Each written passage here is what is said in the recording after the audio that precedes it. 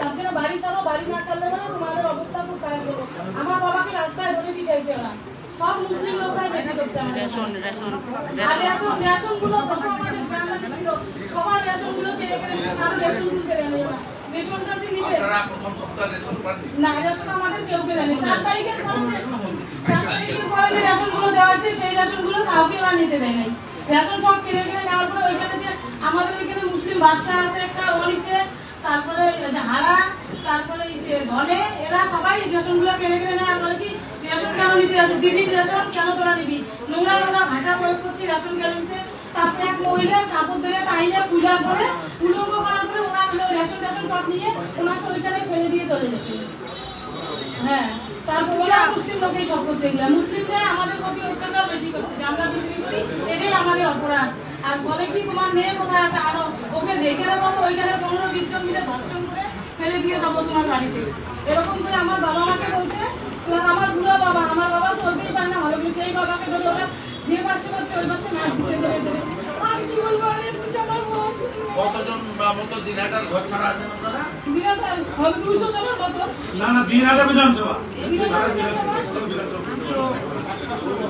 আমি তো ওই থেকে বাড়ি কিছু আত্মীয় স্বজনের বাড়িও গেছে। হ্যাঁ, কিছু আত্মীয় স্বজন এখন এই 5-6 দিন হওয়ার পরে আজ 7 তারিখ আজকে কত হলো? 10 দিনের পরে সিচুয়েশন বলছে আবার 19 তারিখের পর আমাদের দিনহাটা বিধানসভা আরো বেশি করে এর থেকে। কেন 19 তারিখে? 19 তারিখে কি সেন্ট্রাল বাইরে চলে যাবে, তারপরে আরো মানে অত্যাচারিত বেশি হবে আমরা বলছি। এটা তো শুধু টেলিগ্রাফ দেখায় আসছে আমাদের, 19 তারিখের পরে এর থেকে আরো বেশি হবে। হ্যাঁ, তারপরে সিতাই বিধানসভা, সিতাই বিধানসভা,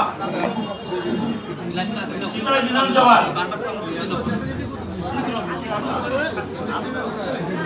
সিতাই বিধানসভা একজন হাত তুলো না।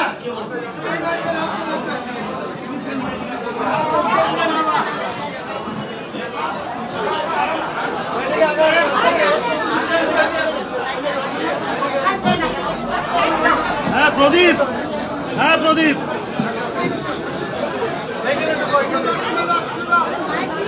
কঠিন অবস্থা।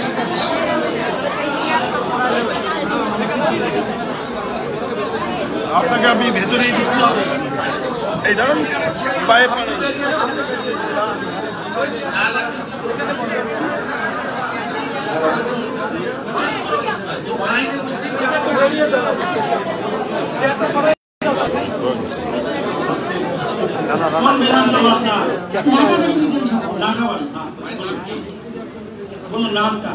আমার নাম চিত্রমালা অধিকারী, আমি মহিলা মোর্চার সভানেত্রী।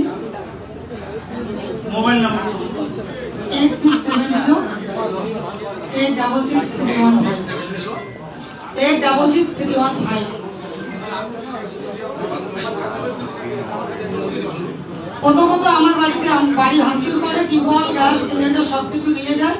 তারপরে আমার নতুন ছেলের বিয়ে হচ্ছে, এখন ছেলে হচ্ছে, ছেলেও প্রতিবন্ধী 100%। সামগ্রিক টাকাবাড়ির কথা বলছেন, আপনি তো আক্রান্ত হলেন। সামগ্রিক আমারটা পড়ে তারপর বলছি। নন্দী চেত্রিয়া কত নম্বর বুথ, ওখানে মানে বাড়িঘর সব ভাঙচুর করে মারামারি হচ্ছে। ওখানে সাধারণ মানুষ তারা ঘর থেকে বেরোতে পারে না, তাদেরকে কেচে ভাষায় দিচ্ছে। এবার রাস্তা দিয়ে হেঁটে যাচ্ছে সাধারণ মানুষ, শুধু ভোটে সমর্থন করেছিল বলে তাদেরকে মারছে, মাথা ভাড়া দিচ্ছে, 225 বুথে তাণ্ডব করছে। প্রধানের এরিয়া একজন মারাই গেল, বিভৎস ভাষায় গালি দেওয়ার পরে ওই বাড়িতে 1.5 জন ছিল আমাদের ভারতীয় জনতা পার্টির কর্মী, তার মা মারা গেল। এবার আমার দিক থেকে বলবে আমার সামনে আতঙ্কে মারা গেল। ওরা সন্ধ্যাবেলা গিয়ে এমন ভাবে উঠে দিচ্ছে, মেনে নিতে পারেনি, ছেলেকে মানুষ করতে পারেনি। তার নাম তো আমি জানি না, ওর ছেলের নাম হচ্ছে শান্তু। 237 নম্বর বুথ, 237 নম্বর বুথ আপনার জাগাবাড়ি।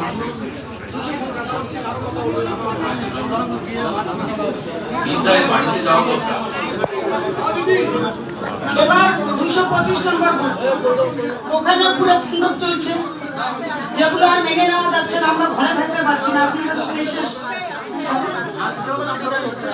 পুরো নাগাবাড়ি বিধানসভা পুরো তাণ্ডব চলছে। আপনারা যদি সামনে না যান তাহলে আমরা থাকতে পারবো না, এটাই কথা।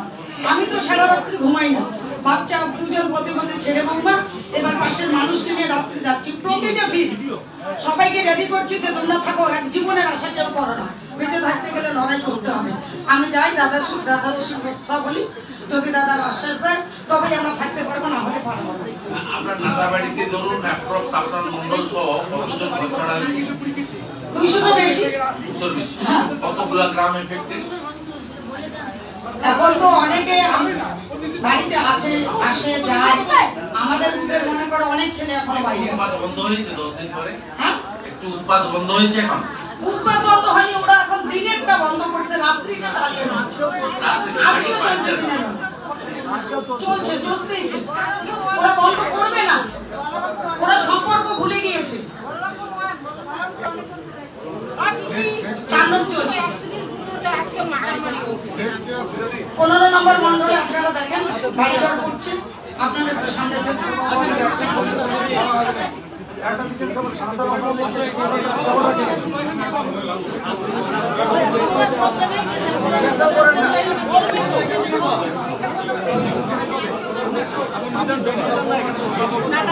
নমস্কার, নমস্কার স্যার, আমি প্রাণকৃষ্ণ দেব, নাতাবাড়ি? নাটাবাড়ি 1 নম্বর মন্ডল। 10 থেকে 12 দিন একদিন ছিল, এখন মাকে আমি ছুটি দিয়ে বাড়িতে নিয়ে গেছি। আমার বুথে 305 ভোটের লিড আছে বিজেপি পঞ্চায়েত। আমাদের পঞ্চায়েতে রোজ রোজ ওই ওখানে মধুবন নামে একজন নেতা আছে, তৃণমূলের যারা আছে, এরা সম্পূর্ণ সবাই বারবার হুমকি দিতেছে, বলতেছে যে যদি কেসটা না হলো তোকে বাড়ি ঘর জ্বলিয়ে দিব, আর আমার সঙ্গে যদি কেউ মিশে কথা বলে বা আমার বাড়িতে যদি কেউ যায় তাকে যা ইচ্ছা তাই করে দিবে। আমার উপরে প্রচন্ড চাপ দিতেছে, বলতেছে যে ও বিজেপি করুক একা, আর বাদ বাকি কাউকে করতে হবে না।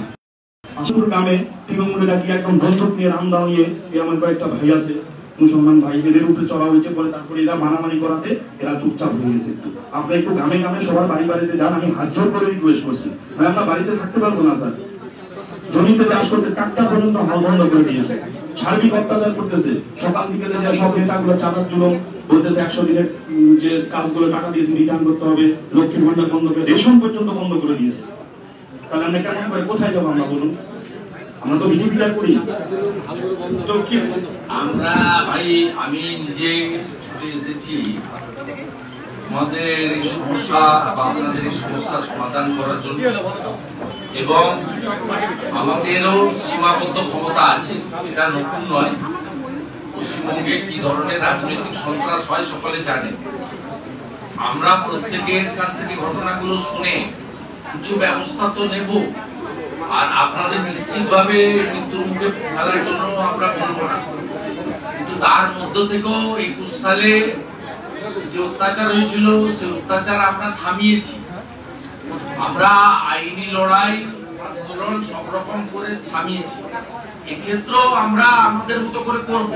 আপনি সমস্যাটা বলুন, যদি নেতৃত্ব এবং দলের প্রতি পূর্ণ আস্থা থাকে আমরা এমন কিছু পরামর্শ আপনাদের দেব না যাতে আপনারা আরো বিপদে পড়েন।